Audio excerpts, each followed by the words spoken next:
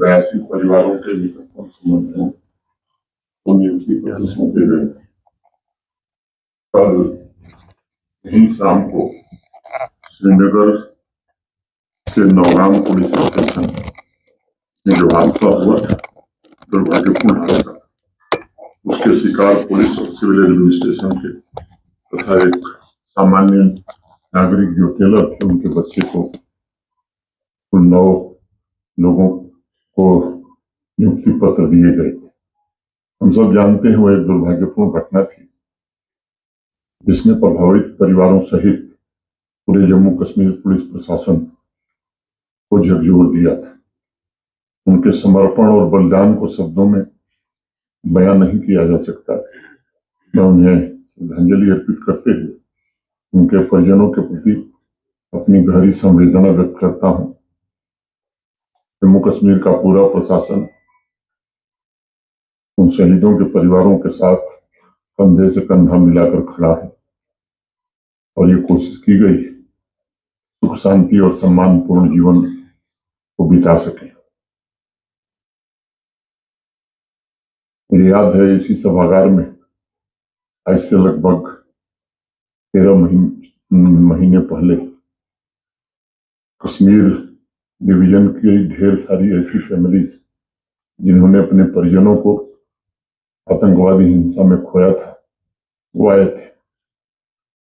काफी देर तक उनसे बातचीत मैंने की थी। उस समय मुझे ये अंदाजा नहीं था कि दृश्य ऐसा है। मुझे लग रहा था कि इसमें किसी को आतंकवादियों ने शहीद कर दिया। उस परिवार के किसी एक सदस्य को नौकरी मिल गई, 3 बच्चे थे, एक को नौकरी मिल गई, 2 बच्चे काफी परेशानी में थे। उनको कैसे रिहेबिलिटेट किया जाए इस पर चर्चा है। अनेक साथियों से, खासतौर से प्रशासन के साथियों से करता है।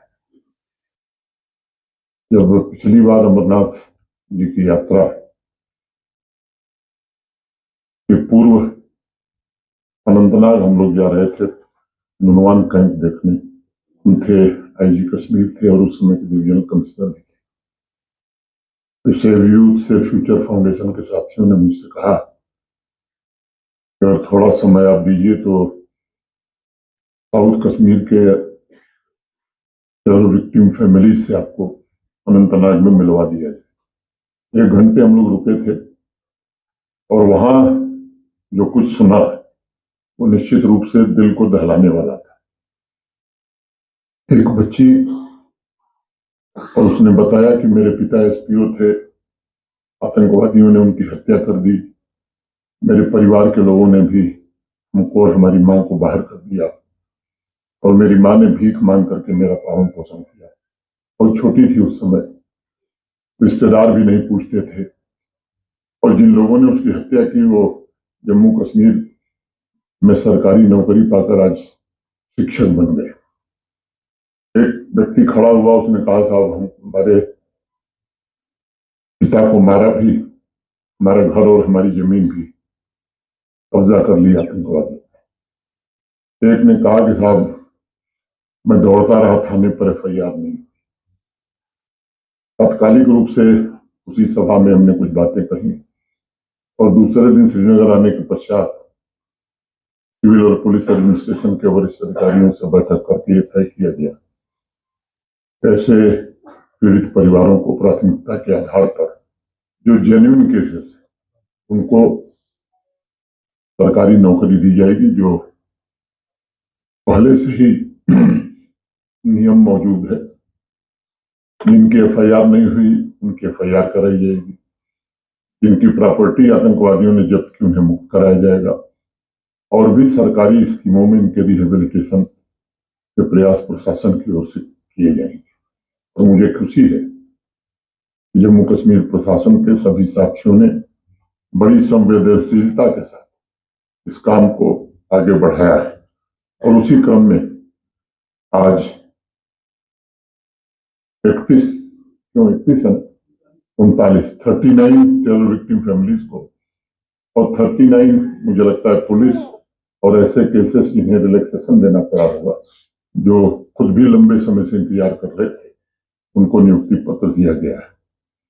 मित्रों, जम्मू कश्मीर में आतंकवाद ने न केवल निर्दोष लोगों की जानें ली हैं, बल्कि इसने हजारों परिवारों को तबाह करने का काम किया और परिजनों को दशकों तक दर्द भरी खामोशी, कलंक, गरीबी और गुर्बत में जीने को मजबूर किया। पाकिस्तान समर्थित आतंकवाद और आतंकवादियों द्वारा की गई निर्मम हत्या के पीछे ऐसे घरों की अनेक कहानियां छिपी हैं जो कभी उन भयानक हादसे से उभर ही नहीं पाए। हर टेरर विक्टिम में उन बच्चों की कहानियां दबी पड़ी हैं जो माता पिता के बगैर बड़े हुए। ऐसे हर परिवार में उन बुजुर्ग माता पिता की दास्तान भी है जिन्होंने अपने अंतिम वर्ष उस इंसाफ के इंतजार में बिताए जो उन्हें कभी नहीं मिला। उन परिवारों में उस बाप का दर्द भी है जो नाइंसाफी पर रोते हुए अपने आंखों की रोशनी गंवा बैठा। 30-30 साल, 25-25 साल तक व्यवस्था से निराश हुए लोग, इन परिवारों का कोई वजूद नहीं था, न उसे कोई समझता था। ये अवाम में रहते हुए भी शासन व्यवस्था की नजरों में नहीं आ सके, उन नजरों से बहुत दूर थे। इनकी फाइलें धूल खाती रहीं और अगर कभी कुछ कहा गया तो पूरा नहीं हुआ और परिजनों को उनके हाल पर छोड़ दिया गया। आज उनमें से अनेक परिजन हम सबके बीच मौजूद हैं जो सालों और दशकों से इंसाफ का इंतजार कर रहे थे। मैं उनके बलिदान, संघर्ष और धैर्य को नमन करता हूं। ये सभी परिवार भारत माता के सच्चे सपूत हैं जो राष्ट्र प्रेम के शक्तिशाली भाव के साथ जीवन की चुनौतियों में भी डटे हुए हैं और आतंकवाद का मुकाबला करके अवाम को प्रेरित करने का काम किए। मैं एक एक परिजन के जज्बे को दिल से सलाम करता हूं।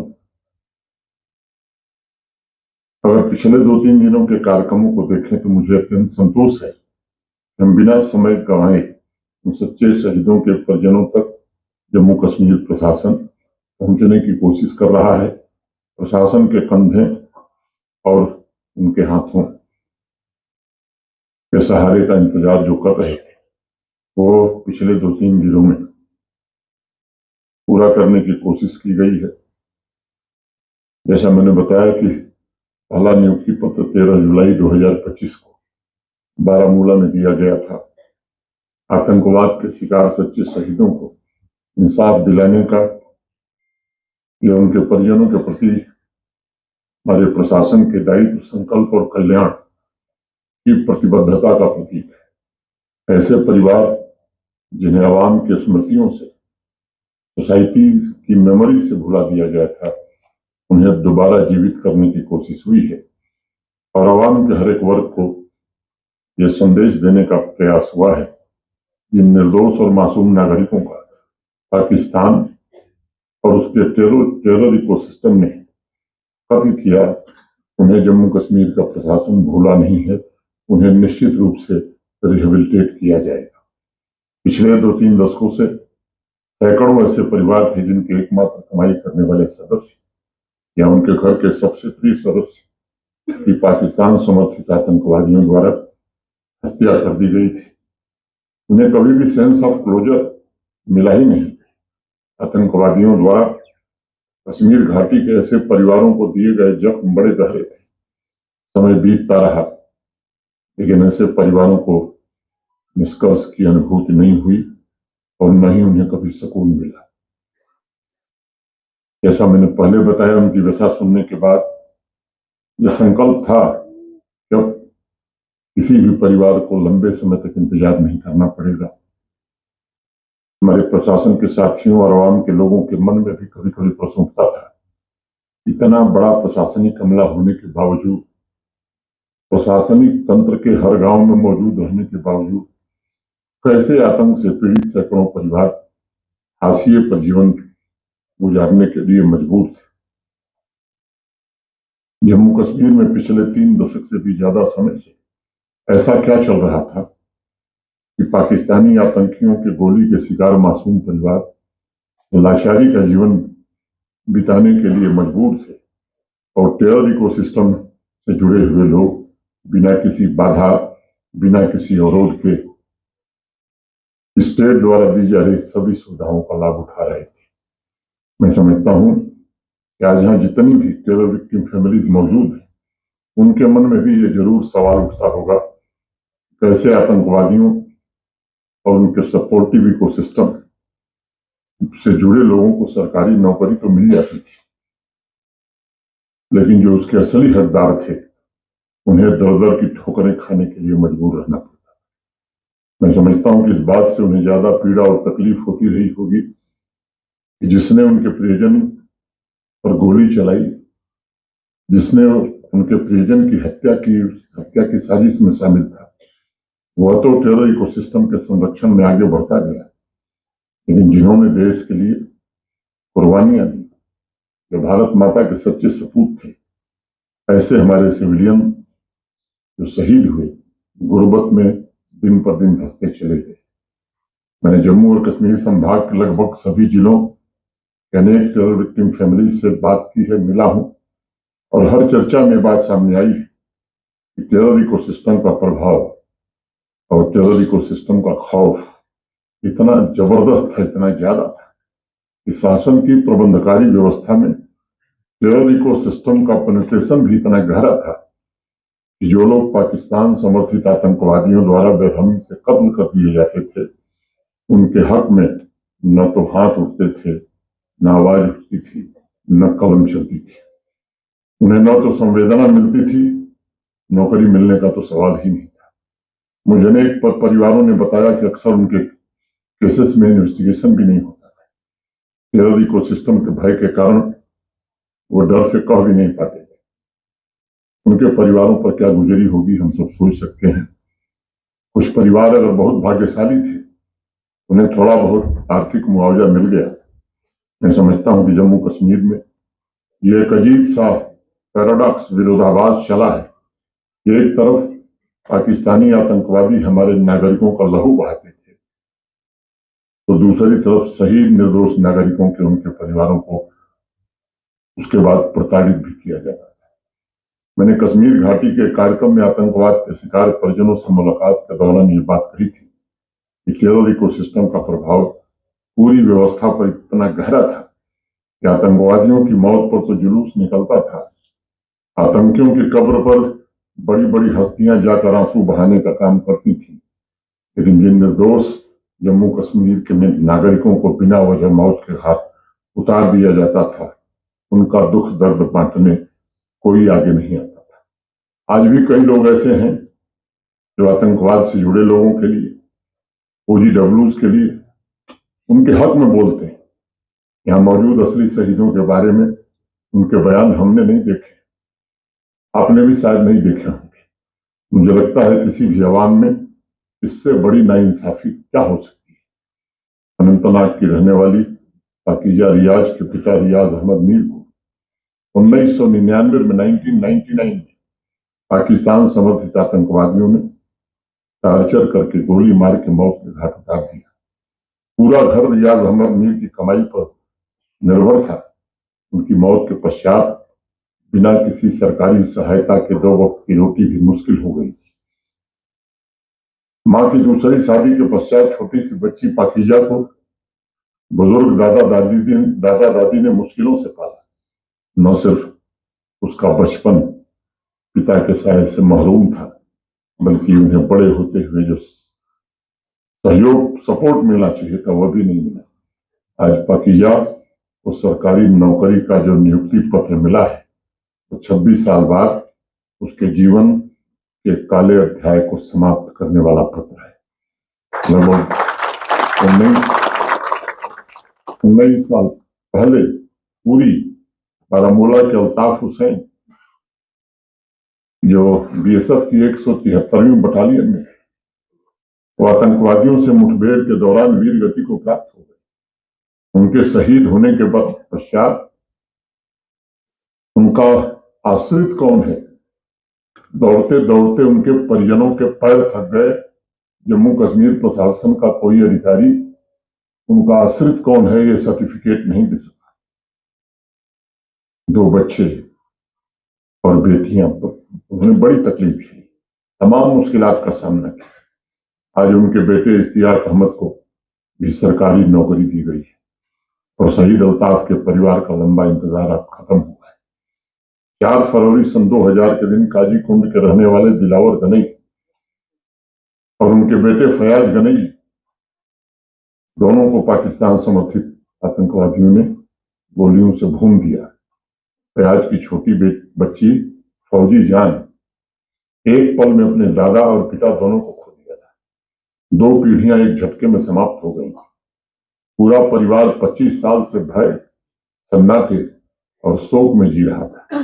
25 साल के बाद दिलावर गनई और फैयाज गनई के परिवार को आज न्याय मिला है। हैदरपुरा श्रीनगर के रहने वाले अब्दुल रशीद गनई की नवंबर 2000 में आतंकवादियों ने निर्मम हत्या कर दी। 25 वर्षों से उनका परिवार इंसाफ का इंतजार कर रहा था। आज आपने देखा है उनकी बेटी साइस्ता को सरकारी नौकरी मिली। उसका जीवन, मैं समझता हूं, उसके जीवन में एक नई सुबह आई है। 30 साल पहले श्रीनगर के ही रहने वाले अब्दुल अजीज दर की पाकिस्तान समर्थित आतंकवादियों ने हत्या कर दी। 30 साल से उनका परिवार इंसाफ के लिए दर दर भटक रहा था। उन्होंने मुझे कहा कि कोई ऐसा दरवाजा नहीं है जहां हमने 2 बार या 3 बार दस्तक नहीं दी। लंबे धैर्य के इंतजार के पश्चात उस परिवार को भी आज समाधान मिला है। आज इस मिट्टी के अनेक शूरवीरों को भी इंसाफ मिला है, जिन्होंने वर्दी पहनकर राष्ट्र की सेवा में अपने जीवन का सर्वोच्च बलिदान दिया। कुछ ऐसे मामले भी हैं जो 30-31 साल पुराने थे। इन सभी मामलों में जो बात सबसे अधिक चुभती है वो यह है कि अधिकतर मामलों में दशकों तक पूरी शासन व्यवस्था ने इन परिवारों के प्रति न संवेदनशीलता दिखाई, न गंभीरता दिखाई, न कोई सहानुभूति दिखाई जिसके वो वाजिब हकदार थे। अनंतनाग का एक ऐसा मामला सामने आया है जिसमें टेरर इकोसिस्टम का एक ऐसा व्यक्ति जो एक निर्दोष देशवासी की हत्या में शामिल था, उसे बाकायदा सरकारी नौकरी दे दी गई। नौकरी करके वो रिटायर हो गया। टेरर विक्टिम फैमिली अभी तक सहानुभूति के 2 शब्द भी नहीं पा सकी। न्याय की बात तो छोड़ दीजिए, उसका तो इंतजार करते करते उनकी आंखें पथरा गई। उस केस की भी जांच शुरू हुई है और उस परिवार को भी जल्दी न्याय मिलेगा। मैं मानता हूं कि पिछले 5-6 वर्षों में माननीय प्रधानमंत्री जी के कारण जो व्यवस्था बदली है उसमें इन परिवारों को नया साहस और आत्मविश्वास मिला है। बहुत सारे लोग आगे आ रहे हैं, अपनी बातें, अपना दर्द बयां कर रहे हैं और प्रशासन, खासतौर से पुलिस प्रशासन के हमारे साथी भी उनकी बातों को गंभीरता से सुन करके कार्रवाई कर रहे हैं। और शासन व्यवस्था उन लोगों को चिन्हित कर रही है जो टेरर इकोसिस्टम के हिस्सा थे, जिन्होंने आतंकवादियों के साथ मिलकर इन परिवारों पर जुल्म है। और मैं आज कहना चाहता हूं कि उन्हें किसी हाल में बख्शा नहीं जाएगा। उनके द्वारा चलाए जा रहे इकोसिस्टम के बचे खुचे अवशेषों को भी पूरी तरह से समाप्त करना, एक यही लक्ष्य जम्मू कश्मीर प्रशासन का बच गया है। और मैं जिम्मेदारी से कहना चाहता हूं, जब आपका संघर्ष समाप्त हुआ है, अब आपके जीवन के लिए हर एक व्यवस्था सुनिश्चित करने की जिम्मेदारी हमारी है, जम्मू कश्मीर प्रशासन की है। हर टेरर विक्टिम फैमिली के दरवाजे तक इंसाफ पहुंचेगा। पिछले 4 वर्षों में 85 से ज्यादा ऐसे लोगों को चिन्हित करके जो आतंकवाद से जुड़े हुए थे और सरकारी नौकरी में थे, उन्हें नौकरी से निकाला गया है। ये अनवरत चलने वाली प्रक्रिया है, क्योंकि कानूनी प्रक्रिया को आप सब जानते हैं और वो चलती रहेगी। अनेक इंस्टीट्यूशंस में टेरर इकोसिस्टम ने गहरी पकड़ बना रखी थी और आज मैं इस सभागार में कहना चाहता हूं, 0 टॉलरेंस टू टेररिज्म की नीति पर चलते हुए सभी गवर्नमेंट इंस्टीट्यूशन से टेरर इकोसिस्टम से जुड़े एक तत्व को चुन चुन करके बाहर करना, ये प्राथमिक दायित्व है, प्राथमिक जिम्मेदारी है।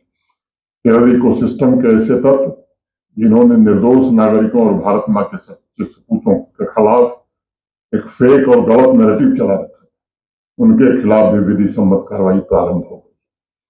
हमने आतंकवाद और उसके सपोर्ट सिस्टम को पूरी तरह से समाप्त करने का ये दृढ़ संकल्प लिया है और साथ ही यह भी सुनिश्चित किया जा रहा है कि पाकिस्तानी आतंकवादियों की गोली के शिकार असली शहीदों को सम्मान मिले, उनके परिजन फक्र से, गर्व से सर उठाकर आवाम में चल सकें।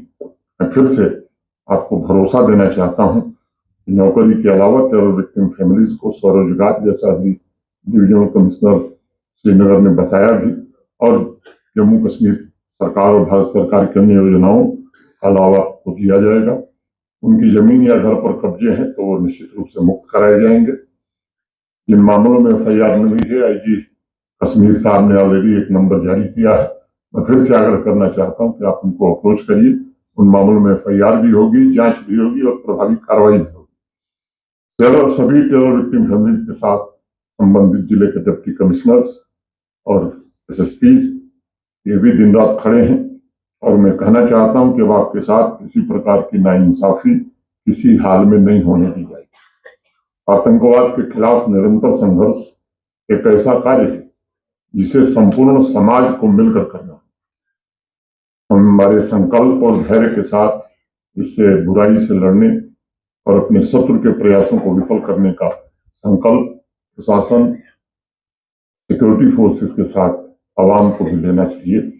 आतंकवाद के प्रति जो स्पष्ट नीति है, आतंकवाद के हर रूप के प्रति शून्य सहिष्णुता, zero tolerance to terrorism in all its forms. Jammu Kashmir को आतंकवाद से मुक्त बनाने के लिए सभी उपलब्ध संसाधनों और साधनों का प्रयोग किया जा रहा है और जो भी आतंकवादियों को शरण देगा, पनाह देगा या समर्थन देगा, मैं आज कहना चाहता हूं कि विधिपूर्वक उनके विरुद्ध निश्चित रूप से कार्रवाई होगी और मुझे लगता है कि अगर रास्ता नहीं बदलेंगे तो उन्हें भारी कीमत चुकानी पड़ेगी। HRDS नाम एक संस्था है जो लोगों के लिए लगभग 10 लाख रुपए का एक घर बना करके दे रही है। डिविजनल कमिश्नर कश्मीर के साथ उस संस्था का MOU 2 महीना पहले हुआ था, लेकिन सर्दियों के कारण इस समय कश्मीर डिवीजन में काम करना कठिन है। अभी बताया डिविजनल कमिश्नर ने कि 36 टेरर विक्टिम फैमिली को चिन्हित किया गया है और भी चिन्हित होंगे तो उनके भी, और उरी और करना में पाकिस्तानी सेलिंग में जिन परिजनों के घर तबाह हुए थे, अप्रैल में वो काम शुरू किया जाएगा और 6 महीने में उन्हें घर बना करके दे दिया जाएगा। मैं फिर से सभी परिजनों को बधाई देते हुए, आप सबको धन्यवाद देते हुए अपनी बात पूरी करता हूँ। धन्यवाद। जय हिंद, जय भारत। रोजान सागम जानतर तम सह सत योर तम मिले नौकरी सह लारन खर पे रोजान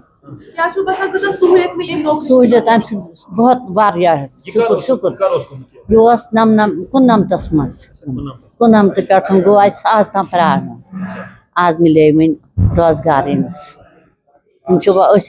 गरीब तुज सख्ती तस मिलो वनस तान नौकरिया पकड़िया कह। जी, मेरे फादर की डेथ हुई थी, उनको मारा गया था, उन पे टेररिस्ट अटैक हुआ था एंड जी 1999 में।